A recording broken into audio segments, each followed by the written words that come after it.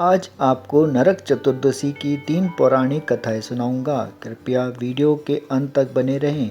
कथा अच्छी लगी तो चैनल को लाइक, शेयर, सब्सक्राइब करें और बेल आइकन को ज़रूर दबा दें। जैसा आप जानते हैं, दीपावली के 5 दिन उत्सव के धनतेरस के बाद नरक चतुर्दशी मनाई जाती है।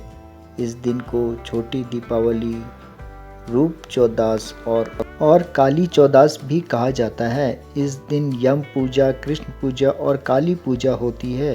इस दिन दक्षिण भारत में वामन पूजा का भी प्रचलन है। आओ संक्षिप्त में जानते हैं नरक चतुर्दशी की पौराणिक कथाएं क्या हैं। पहली कथा, नरकासुर को भौमासुर भी कहा जाता है। कृष्ण अपनी 8 पत्नियों के साथ सुखपूर्वक द्वारिका में रह रहे थे। एक दिन स्वर्गलोक के राजा देवराज इंद्र ने आकर उनसे प्रार्थना की, हे कृष्ण तेराज भौमासुर के अत्याचार से देवतागण त्राही त्राही कर रहे हैं। क्रूर भौमासुर ने वरुण का छत्र, अदिति के कुंडल और देवताओं की मणि छीन ली हैं और वह त्रिलोक स्वामी हो गया है। इंद्र ने कहा, भौमासुर ने पृथ्वी के कई राजाओं और आमजनों की अति सुंदर कन्याओं का हरण कर उन्हें अपने यहाँ बंदी गृह में डाल रखा है। कृपया आप हमें बचाएं। प्रभु इंद्र की प्रार्थना स्वीकार करके श्री कृष्ण अपनी प्रिय पत्नी सत्यभामा को साथ लेकर गरुड़ पर सवार हो प्रयाग ज्योतिषपुर पहुँचे। वहाँ पहुंचकर भगवान कृष्ण ने अपनी पत्नी सत्यभामा की सहायता से सबसे पहले मुर दैत्य सहित मुर के 6 पुत्र ताम्र, अंतरिक्ष, श्रवण, विभावसु, नभ, स्वान और अरुण का संहार किया।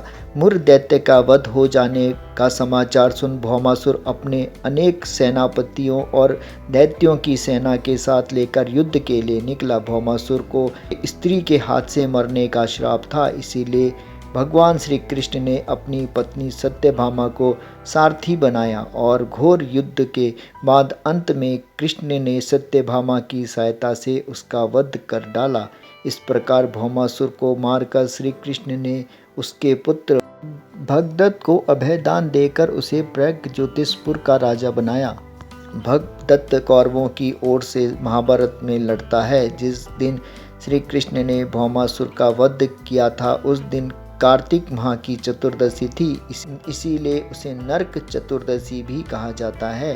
इस दिन श्री कृष्ण ने भौमासुर अर्थात नरकासुर का वध किया था और उसकी कैद में से लगभग 16,000 महिलाओं को मुक्त कराया था। इसी खुशी के कारण दीप जलाकर उत्सव मनाया जाता है। दूसरी कथा, इस दिन दक्षिण भारत में वामन पूजा का भी प्रचलन है। कहते हैं इस दिन राजा बलि महाबली को भगवान विष्णु ने वामन अवतार में हर साल उनके यहाँ पहुँचने का आशीर्वाद दिया था।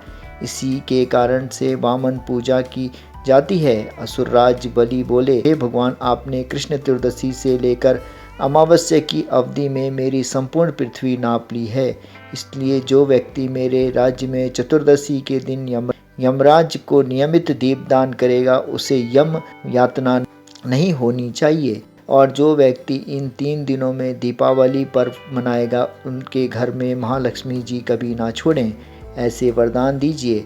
यह प्रार्थना सुनकर भगवान वामन बोले, राजन, ऐसा ही होगा, तथास्तु। भगवान वामन द्वारा राजा बलि को दिए गए वरदान के बाद से ही नरक चतुर्दशी के दिन यमराज के नियमित व्रत, पूजन और दीपदान का प्रचलन आरंभ हुआ।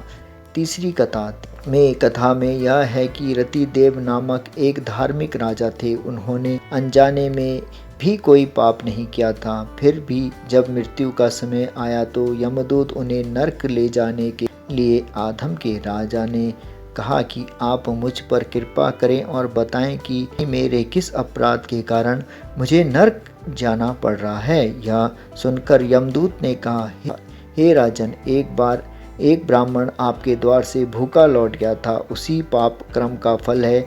यह सुनकर राजा ने यमदूत से 1 वर्ष का समय मांगा। तब यमदूतों ने राजा को 1 वर्ष की मोहलत दे दी। राजा अपनी चिंता लेकर ऋषियों के पास पहुँचे और उन्हें अपनी सारी कहानी सुनाकर उनसे इस पाप से मुक्ति का उपाय पूछा। तब ऋषि ने उन्हें बताया कि कार्तिक मास की कृष्ण पक्ष की चतुर्दशी का व्रत करें और ब्राह्मणों को भोजन करवाकर उनके प्रति हुए अपने अपराधों के लिए क्षमा याचना करें।